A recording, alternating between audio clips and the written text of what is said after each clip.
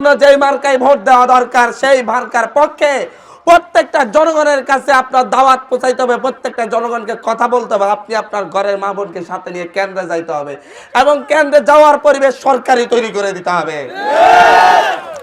আপনার দায়িত্ব, আপনি প্রতিদিনকার দায়িত্ব আপনি পালন করুন। ভোটের দিন ভোট কেন্দ্রে যাইতে পারবেন কিনা সেটা নিয়ে আপনার চিন্তা করার দরকার নাই।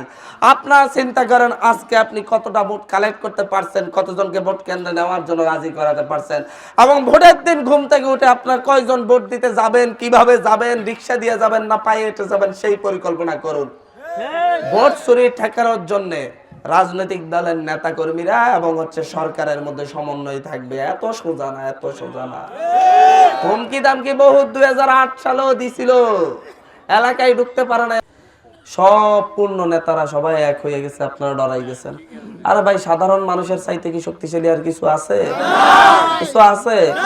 আমি তো মনে করি 10 তারিখের মধ্যে হাতিয়াতে বড় বিপ্লব ঘটবে। সেটা 2024 সালের 5ই আগস্টে যে বিপ্লব ঢাকা শহরে ঘটছে তার চাইতে কম ঘটবে না।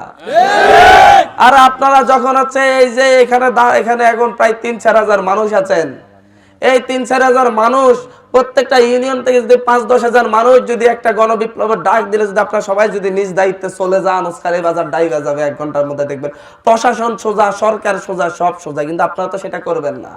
আপনারা শুধু কইবেন আঙ্গুরে রিক্সা বা দিবনি, চা নাস্তার খরচ দিবনি, আমরা যামু কিল্লাই আঙ্গুরে ইয়া করবনি।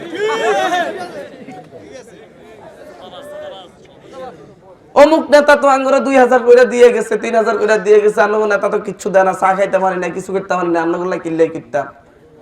এমনি চলে না, এমনি ভোট না, এমনি রাজনীতি হয় না। আপনার প্রশ্নই এগুলো, আমি শুনতে শুনতে কান ঝালা ফেলা। তাহলে আমারা বলতেন আমি আপনাদের এখানে বস্তা না ফেলে টাকা কামাইতাম, আমার কি হইতো? আমারা বলতেন ফেরি না আইনা টাকা কামাইতাম, কইতেন যে এগুলোর মধ্যে রাজনীতি না, ফেরিটাই লাগতো না, তুই টিয়া কামাও, তাহলে তোমরা ভোট দিয়ে দেবো।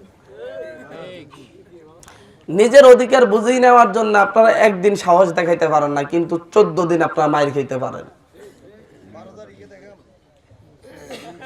পদ্মা সেতু, মেট্রো রেল এবং এলিভেটেড এক্সপ্রেসওয়ে নির্মাণের গর্বিত অংশীদার বসুন্ধরা সিমেন্ট।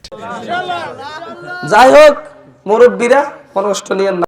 আল্লাহ আপনাদেরকে ভালো মন্দ বাছাই করে নেওয়ার সুযোগ করে দিছে। আপনাদের চোখের সামনে আছে কোনটা অন্যায় আর কোনটা ন্যায়, কে সন্ত্রাসী করতেছে আর কে শান্তির কথা বলতেছে, কে হুমকি দিচ্ছে আর কে দাওয়াত দিচ্ছে। এই দুইটাকে পার্থক্য করে আপনারা সিদ্ধান্ত নিতে পারবেন।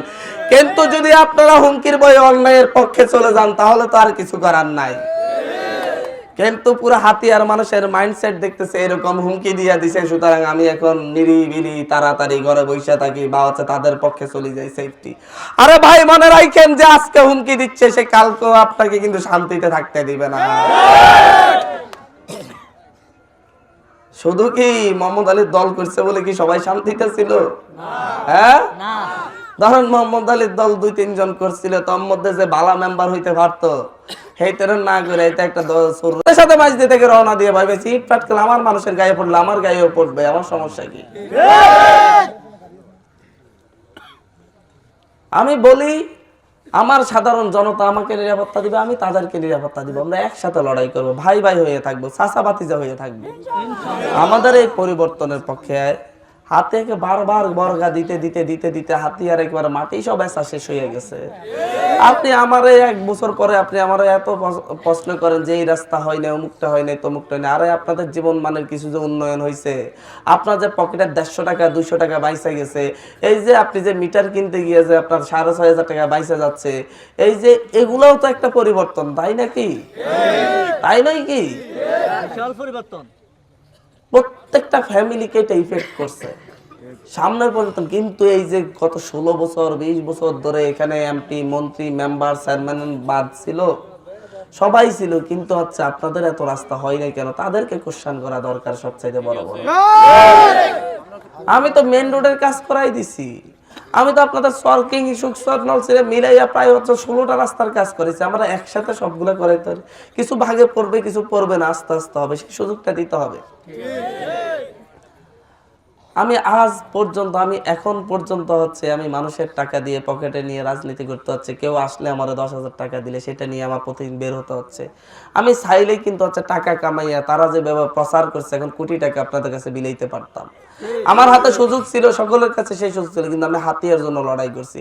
বৃষ্টি বাদলের দিনও হাতিয়াতে ছিলাম, হাতিয়ার জন্য কাজ করছি। আমি যার কাছে গিয়েছি বলছি আমার হাতি আমার হাতি আমার হাতি আমার হাতিয়ার জন্য দরকার, আমি সেটার প্রতিদান চাই আপনাদের কাছে। আপনারা দিবেন কিনা আপনারা জানেন। দিতে পারলে আপনারা ভালো থাকবেন, দিতে না পারলে আপনারা কেমন থাকবেন আপনারাই জানেন। আমার কথাই কি মনে কষ্ট পাইছেন? মনে কষ্ট পাইছেন? পাইলেও কিচ্ছু করার নাই। কারণ আমি অন্তত আমি মাওলানা মালিক সাহেবের ছেলে, আমি এখানে কারো থেকে এক পয়সা খামু না, রাজনীতি করে একটা ইনকাম করার ইচ্ছা নাই। আমি হাতিয়ার মানুষকে একটা স্বপ্ন দেখাইছি, এই স্বপ্ন হাতিয়ার মানুষ শক্ত করে ধরবে কিনা এটা হাতিয়ার মানুষের সিদ্ধান্ত নেবে। শক্ত করে ধরলে সবাই মুক্তি পাবে, শক্ত করে না ধরতে পারলে আবার সেই পূর্ণ দিন ফিরে আসবে।